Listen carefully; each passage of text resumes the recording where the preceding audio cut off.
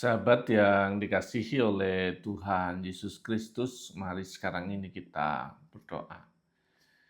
Kami mempersiapkan diri mendengar kebenaran firman-Mu. Nyatakanlah kebenaran sabdamu kepada kami. Kami mohon dalam nama Bapa, Putra, dan Roh Kudus. Amin. Sabda Tuhan terambil dari 1 Korintus 12 ayat yang ketiga. Karena itu aku mau meyakinkan kamu bahwa tidak ada seorang pun yang berkata-kata oleh Roh Allah dapat berkata, terkutuklah Yesus. Dan tidak ada seorang pun yang dapat mengaku Yesus adalah Tuhan selain oleh Roh Kudus. Sahabat yang dikasihi oleh Tuhan Yesus Kristus, konteks bacaan kita adalah jemaat Korintus yang penuh dengan kondisi konflik berkaitan dengan perpecahan jemaat. Disebabkan karena berbagai faktor, soal kelompok-kelompok, golongan-golongan tertentu, orang-orang yang punya pengaruh dan punya massa. Ada juga disebabkan karena soal pemahaman tentang Roh Kudus, karya Roh Kudus yang penuh dengan hal-hal yang luar biasa, ajaib, mujizat, bahasa roh, berbagai keadaan dan seterusnya. Dan itu yang kemudian malah jadi fokus.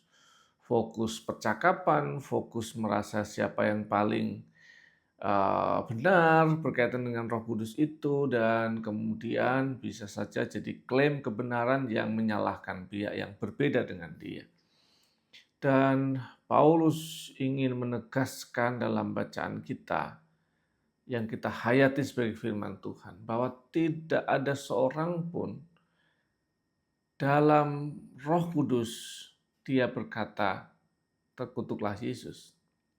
Dan tidak seorang pun kalau tidak ada karya Roh Kudus bisa berkata, Yesus Kristus Tuhan. Maka sebenarnya yang perlu dihayati adalah fokus dan puncak dari karya Roh Kudus. Itu bukan soal mujizat, bukan soal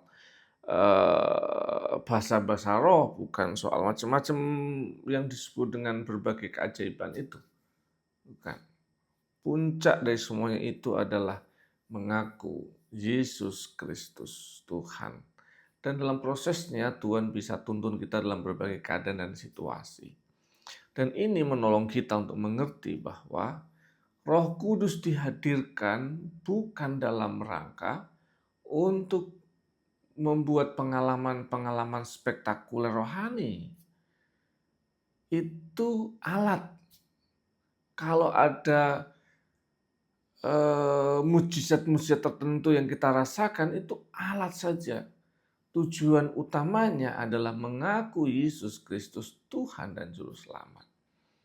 Dan juga jadi penting buat kita adalah kalau Tuhan itu kasih kita berkat, misalkan karunia-karunia tertentu dalam roh, atau kita punya jenjang karir tertentu yang semakin bagus, maka kita perlu sadar bahwa hidup itu, kehendak Tuhan itu tidak hanya difokuskan pada hal-hal pengalaman spektakuler hidup, pengalaman spektakuler tentang iman, pengalaman tentang pencapaian manusiawi, titik. Nah, semuanya itu harus mengabdi kepada pelayanan yang lebih besar, dan tujuan utama goalnya adalah orang mengaku Yesus Kristus Tuhan dan Juru Selamat.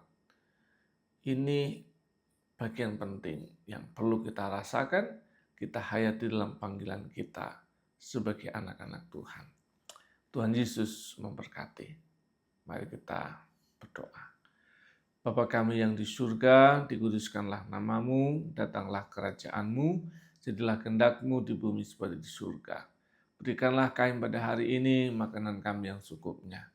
Dan ampunilah kami akan kesalahan kami, seperti kami juga mengampuni yang bersalah pada kami. Dan janganlah membawa kami ke cobaan, tapi lepaskanlah kami dari yang jahat. Karena Engkau yang punya kerajaan dan kuasa dan kemuliaan sampai selama-lamanya. Amin. Tuhan terus senantiasa menopang, menolong kehidupan setiap sahabat sekarang ini sampai selama-lamanya.